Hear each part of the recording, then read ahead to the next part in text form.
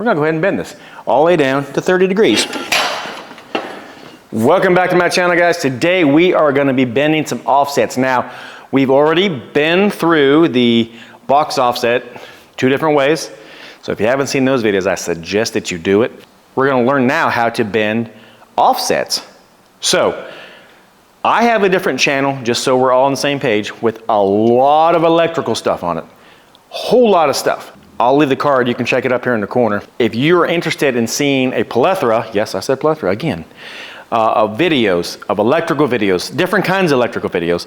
If you're interested in seeing any kinds of hunting, fishing, bushcrafting, crazy stuff, it's a mutt channel, definitely check that channel out. Now, we are gonna learn how to do the offsets. We also are gonna learn eventually how to learn about shrinkage. Now, we are only concerned right now about an offset. We're gonna go over a box. In this little labs demonstration I have here, we're gonna learn how to go over top of it, how to measure it. We're not gonna worry about shrinkage because we're only offsetting. Usually when you're offsetting, you're just going over something, you're keeping on going. We're not doing a 4-point saddle or 3-point saddles. We do not have to worry about any kind of shrinkage. We're just literally going to the edge of it. We're gonna learn how to get that measurement to get over top and keep on going straight. Not rolling offsets yet, just an offset. So if you were ready to learn how to figure out where to measure, where to mark, how to go over something, this is the video for you. So get ready, get your cup of coffee, and let's get started. So what we have here is we have a mock box. See what I did there? Mock box. So we need to get over top of this, and we're gonna pretend like this plane just keeps on going and going and going and going. But we have to get from this plane up to here to keep going at this height.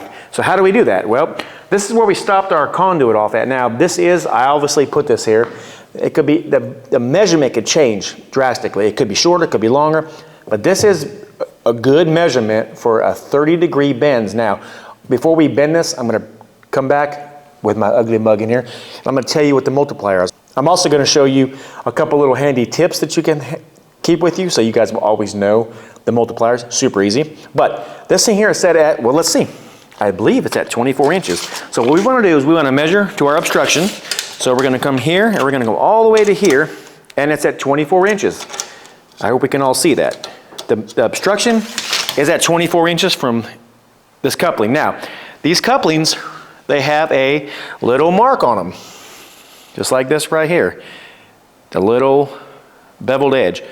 The conduit is sitting right up against that, so all we have to do is literally just measure to that. That's how we know where we are. From this edge of this box to the middle of this coupling is 24 inches. So now, let's talk about the multiplier first. So if you're lucky enough to have a Klein bender, I'll leave links down below to all these products I'm using, but if you're lucky enough to have a Klein bender, boom, right on the back side of the Klein bender, it has all of the multipliers. Isn't that amazing? Now, what does it mean? Because, I mean, they're not, they just say 1.2, 1.42, 2.6, and 6.0. Well, what you have to do is you have to look at this side with all of the degree marks, and whatever coincides from this side to this side, this side to this side, so on and so forth, that is your multiplier. So a 10 degree would be 6. The 2.6 will be 22 and a half, so on and so forth. The 2 would be the 30.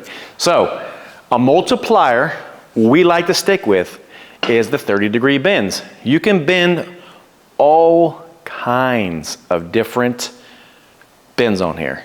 You have to think about the real estate. Now I did literally a whole video series on my other channel about this, but this is a particular one that I didn't do because I didn't have any place to do this, but now I do. Now we can see the obstruction, how to get to where we need to be. So this one's gonna be more important, not so much as the other one, but they are good videos, so you can see all the way, I think I did from 10 all the way to 60 degrees in bending, so you can see how much real estate actually takes place. But regardless, we're gonna stick with 30. 30 is a good degree bend because you only can have 360 degrees in your conduits before you have to put a pulling point. Me, I don't like to go past 270 because think about this.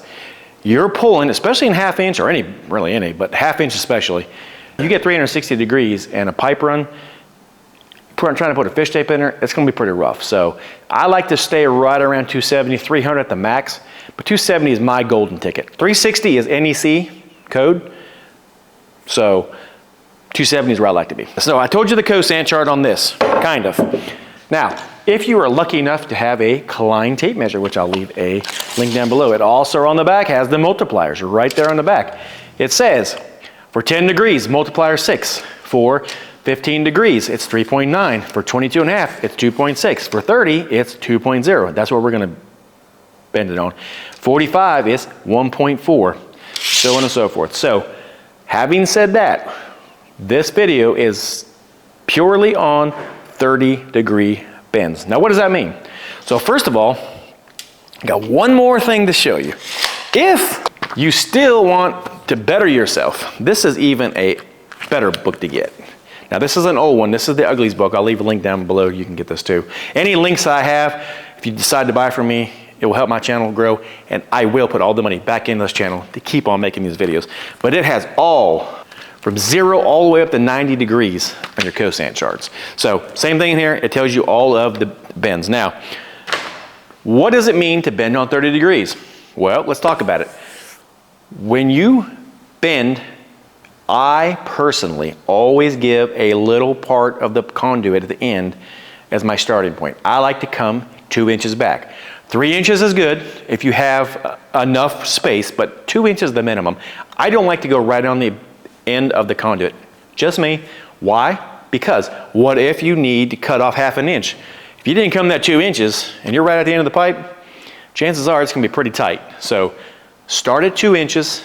That's your first mark. So what we need to do is we need to go back down here. We know that we have 24 inches, and that's going to be very important in this bending scheme. But we didn't measure the height of our obstruction, so we need to go back down the table. We need to measure that, and then we can get all of our math. We can do it real quick. We can put it on this pipe. We can bend it, and then we can send it. So let's see what happens. Here's our obstruction.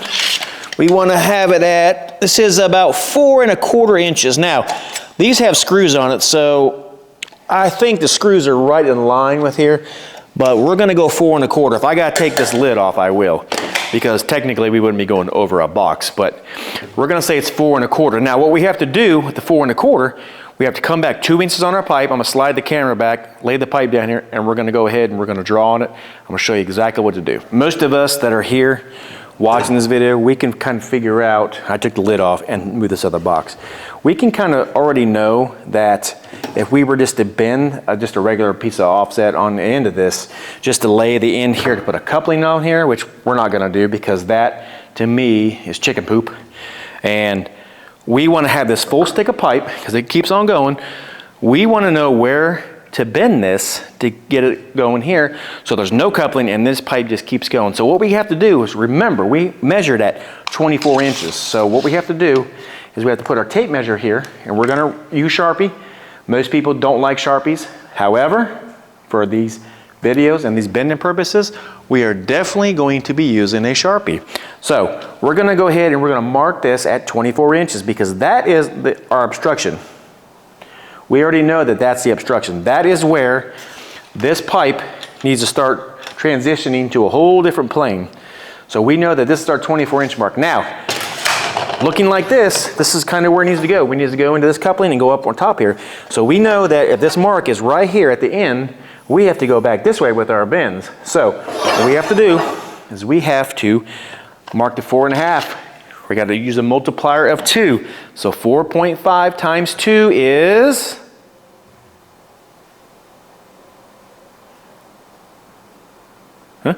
9 inches, right? Let's see. So we're going to put our tape measure at this mark. I'm going to go ahead and make this a little more defined so you can see. So here is our mark.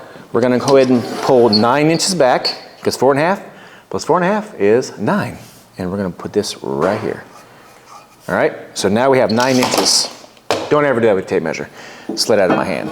And then we're going to put a circle around here.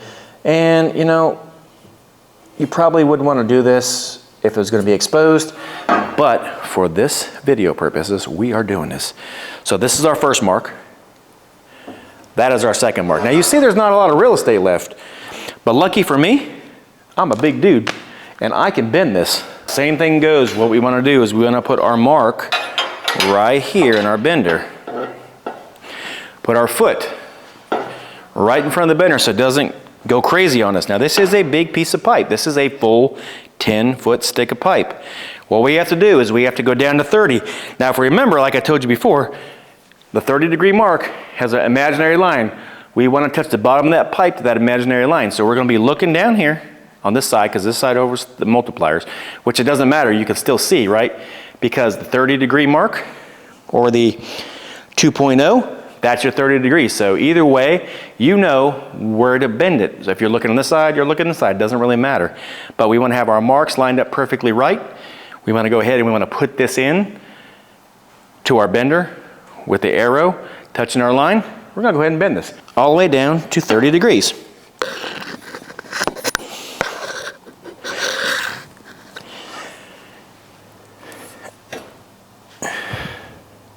Okay. So that should be that. And we're going to turn this thing over 180 degrees. And we're going to have to put it in here again. Now don't look, I'm not fighting this. It's staying in here. I see a lot of my students fight this. I barely am holding this. Let the pipe do all the work. Get your mark lined up. Let the pipe, which you can't see, but it's all the way down the floor. Let it rest on the floor. And then dial your pipe in so it's not dogleg. Make sure you're on your mark. It looks pretty good. We're going to go ahead and bend this yet again down to, see, I'm barely holding it right now. But when you bend it, you obviously need to, keep your pressure on it. But put your foot back in front.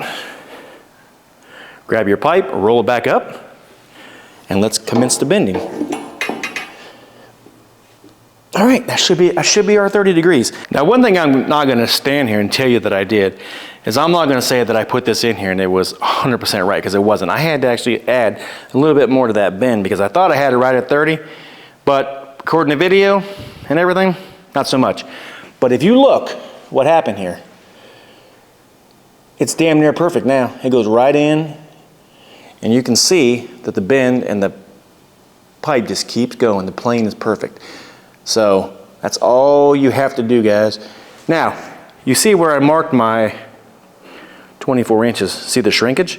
There is shrinkage. We are going to go over a shrinkage video, but it really doesn't matter too much when you're bending conduit like this, because this, you're only changing the plane. That's all you're doing. You're not doing anything spectacular. You're just getting from this table or whatever this is at this point to up on this plane so you can keep on rolling with it. So we did a good job.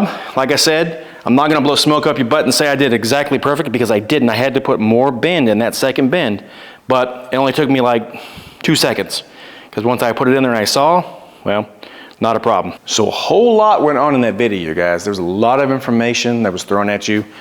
This, once you master it, the sky is the limit. So super easy to do if you just take your time. All of those items that I showed you, the tape measure, the bender, the uglies book, you can just write down all of the measurements, all of the bending degrees and the multipliers, so you always have them. Of course, once you get dialed in, they'll be in your memory forever. So it's really important to know exactly what you're doing. If you can afford to use a 30-degree bend, here I could, but what if I couldn't? I'd have to use a 45-degree. Maybe my box was too close, or maybe I had to cut the pipe off. There's so many variations, so you just need to know what you're doing. This is the basic, simple 30-degree bend. The offset laid perfect on there. You can see with your own eyes. Like I said, I didn't come here to blow smoke up your butt saying that I was perfect right away. I could have showed you on camera, but I'm telling you, it didn't exactly line up because it was uphill just a little bit. Once I dialed it in though, as you saw the ending result. So I do take bending very seriously. I'm not the best bender in the whole world. However, I do take it seriously. I want it to look the best at the end of the day. If this video or any of my videos have given you any value, guys, please smash that thumbs up. It does help my channel grow. Subscribe if you're not already. There's gonna be a lot of videos upcoming. If you have something you wanna see, drop down in the comments, leave me a comment. If you wanna see how to bend the box offset with math, check right up here in the corner. That video will be coming up. I will catch you in that. Also, the next video after that would be the one without math, with using your fingers, how to bend your box offset. So definitely check those videos out. I will catch you in both of them. If you like what you see, like and subscribe, and I'll catch you on the next one. Have a great day.